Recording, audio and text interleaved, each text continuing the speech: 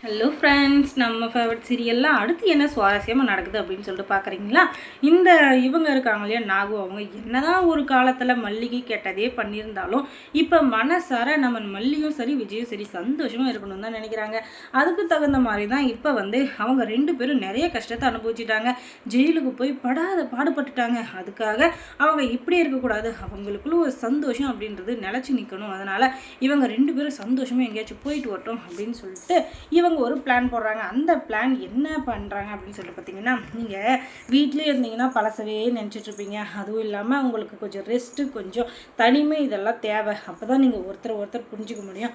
ஆனால் நீங்கள் என்ன பண்ணுறீங்க, ஒரு வாரம் இல்லை ஒரு 2 நாளாச்சும் ஏற்காடு போயிட்டு வாங்க அப்படின்னு சொல்ல, ஒரு வாரம்னா தாங்க முடியாது. ஏன்னா வெண்பா குட்டி இருக்கால, அவளால் கண்டிப்பாக இருக்க முடியாது அப்படின்னு சொல்ல, நீங்கள் ஏன் வெண்பாவை பற்றி கவலைப்படுறீங்க, ஒரு வாரம் இல்லைனாலும் 2 நாளாச்சும் நீங்கள் போயிட்டு வாங்க, நான் வெண்பா குட்டியை பார்த்துக்கிறேன், என் மேலே உங்களுக்கு நம்பிக்கை இல்லையா அப்படின்னு சொல்லிட்டு கேட்க, நம்பிக்கையெல்லாம் இல்லாமல் ஒன்றும் இல்லை, என்ன பண்ணுறது அப்படின்னு சொல்லிட்டு கேட்க, இந்த என்ன பண்ணுறது உன்ன பண்ணுறது இதெல்லாம் வேண்டாம், வெண்பா குட்டி சந்தோஷமாக இருக்கணும்னு நினச்சிங்கன்னா வெண்பா குட்டிக்கு நீங்கள் தனியாக சந்தோஷமாக இருக்கிறது தான் சந்தோஷம், அந்த சந்தோஷத்தை அவளை கொடுத்தீங்கன்னா தான் அவ்வளோ சந்தோஷமாக இருப்பா அப்படின்னு சொல்லிட்டு இவங்க 1க்கு 2ஆக பேசி குழப்பி விட்டுட்ருக்காங்க. சரி, இவங்க சொல்கிறது சரிதான் அப்படின்னு சொல்லிட்டு இவங்க பாட்டுக்கு காரை எடுத்துக்கிட்டு சடன்னு கிளம்பிடுறாங்க. இந்த 2 நாள் எதை பற்றியும் யோசிக்கக்கூடாது அப்படின்னு சொல்லிட்டு அவங்க அண்ணி வேற ரகசியமாக சொல்லி அனுப்பிச்சிருக்காங்க. அப்பாடா, இப்போ தான் எனக்கு கொஞ்சம் நிம்மதியாக இருக்குது அப்படின்னு சொல்லிட்டு இவங்களும் கிளம்புறாங்க. அதுக்கப்புறம் இப்போ என்ன பிரச்சனை எடுத்துகிட்டு வர போகிறாங்களோ அப்படின்னு சொல்லிட்டு எனக்கு வேறு ஒரு பக்கம் பக்குன்னு இருக்குது. ஏன்னா ஏற்கனவே இந்த மாதிரி ஏற்காடு போகிறோம் ஆற்காடு போகிறோம் அப்படின்னு சொல்லிட்டு இந்த வெண்பா குட்டி எல்லோரும் சேர்ந்து போனாங்கல்ல, அங்கே என்னென்ன பிரச்சனை ஆச்சு, அங்கே போய் தான் இந்த சுடர் பூதத்தை கூப்பிட்டு வந்தாங்க. அதே மாதிரி இப்போ ஏதாச்சும் நடக்க போகுதா அப்படின்னு சொல்லிட்டு பார்த்தீங்கன்னா, ஆமாங்க, அப்படி என்ன நடக்க போகுது அப்படின்னு சொல்லிட்டு பார்த்தீங்கன்னா, அந்த இடத்துல பெரிய பிரச்சனை உருவாகிறதுக்கு சரியான வாய்ப்பு காத்துட்ருக்கு. அது யாரால என்ன அப்படின்னு சொல்லிட்டு பார்க்கறதுக்கு முன்னாடி அடுத்து இங்கே என்ன நடந்துச்சுன்றதை பார்த்துடலாம் வாங்க. இந்த ராஜேஸ்வரி வீட்டில் உட்காந்துட்டு, அடப்பாவிகளா, இதுகளை எப்படியாச்சும் அசிங்கப்படுத்தி அவமானப்படுத்தி மூலையில் உட்கார வச்சிடணும், இந்த விஜயும் சரி மல்லியும் சரி சேரவே கூடாதுன்னு நான் நினச்சிட்டு இருக்கேன். ஆனால் நடக்கிற எல்லாமே அவங்களுக்கு சாதகமாகவே இருக்குது. அதுங்க அலும்புல தாங்க முடியல. ஐயோ, என்ன பண்ணுறது, தலை இழுத்து இதெல்லாம் பார்த்துது ஏன்னா அவன் அப்படின்னு சொல்லிட்டு தலையை அடிச்சுன்னு உட்காந்துருக்கான். இந்த ட்ரிப்பை எப்படி கேன்சல் பண்ணுறது அப்படின்னு அவன் நினைக்கிறதுக்குள்ளே அவங்க கிளம்பி போயிட்டாங்க. சரி, போயிட்டு போகிறாங்க. அவங்கள அங்கே வச்சு சரியான பாயிண்டில் அடிக்கணும் அப்படின்னு சொல்லிட்டு அங்கே மறுபடியும் இவளுடைய அடியால் யாரையாச்சும் அங்கே செட் பண்ணி வைக்கணும் அப்படின்னு சொல்லிட்டு இவன் நினச்சிட்டு இருக்கா.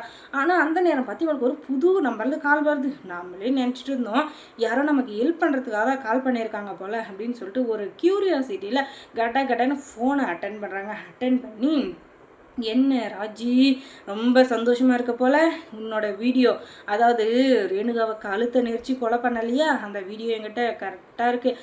அதுவும் இல்லாமல் நீ என்னென்ன ஃப்ராடு வேலை பித்தலாட்ட வேலை பண்ண அப்படின்னு சொல்லிட்டு எல்லாமே எனக்கு தெரியும். அதில் முக்கியமாக அவளை கழுத்து நெரிச்சு காலில் அதுவும் நெரிச்சு கொன்னல, அந்த வீடியோ எல்லாமே என்கிட்ட இருக்குது. இதுக்கு மேலே நீ என்கிட்ட தப்பிக்கவே முடியாது.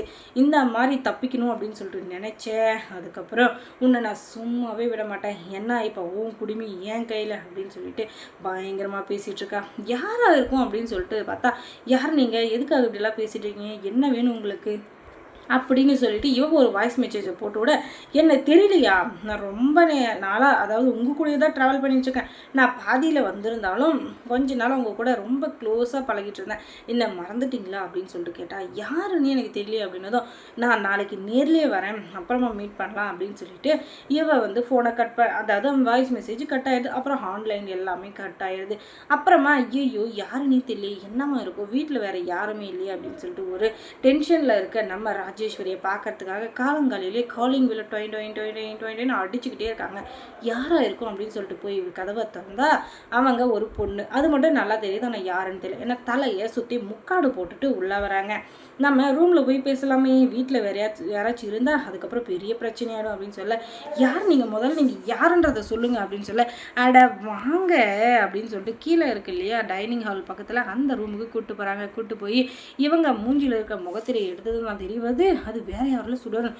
அப்படி பாவி, நீ செத்து போயிட்டேன்னு சொல்லிட்டு இவ்வளோ நாளாக அந்த விஜய் ஜெயிலில் இருந்தால் நீ இன்னும் சாவலி அடி அப்படின்னு சொல்ல, நான் ஏன் சாவணும், இல்லை நான் ஏன் சாவணும்னு கேட்குறேன், நான் அவங்க எல்லாரையும் முடிச்சு கட்டிட்டு தான் நான் சாவேன். நான் செத்தாலும் எவன்கிட்டயே சண்டை போட்டுட்டு மறுபடியும் இந்த பூமிக்கு வந்து உங்கள் மொத்த பேரையும் க்ளோஸ் பண்ணாமல் விட மாட்டேன் அப்படின்னு சொல்லிட்டு பேசிகிட்டு இருக்க.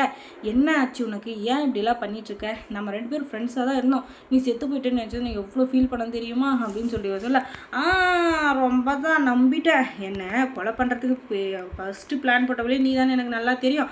ஆனால் இப்போ நடிக்கிற பற்றியா அங்கே தான் இருக்க நீ என்னென்ன ஃப்ராடு வேலை பித்தலாட்டு வேலை பண்ண எல்லாம் எனக்கு தெரியும். இதுக்கு மேலே என்னை ஏதாச்சும் ஆட்டி படைக்கணும்னு நினச்சேன் பார்த்துக்கோ. இந்த வீடியோவை அப்படியே நெட்டில் எல்லாருக்கும் அனுப்பிச்சி விட்ருவேன். அப்புறமா நெட்டில் அப்லோட் பண்ணதும் உலகம் ஃபுல்லாக நீ ஒரே நிமிஷத்தில் ரீச் ஆயிடுவேன். அப்புறமா கோர்ட்டு கேஸ் இதெல்லாம் உனக்கு கிடையவே கிடையாது. டைரெக்டாக தூக்கு தண்டனை தான் அப்படின்னு சொல்ல, ஐயோ அப்படி மட்டும் அப்படி மட்டும் பண்ணிடாத, உன் காலில் கூட விழுந்துக்கிறேன்னு சொல்லிட்டு முறையாக ஒருத்தர்கிட்ட கெஞ்சுற ஒரு மொமெண்ட் இருக்குது பார்த்தியா?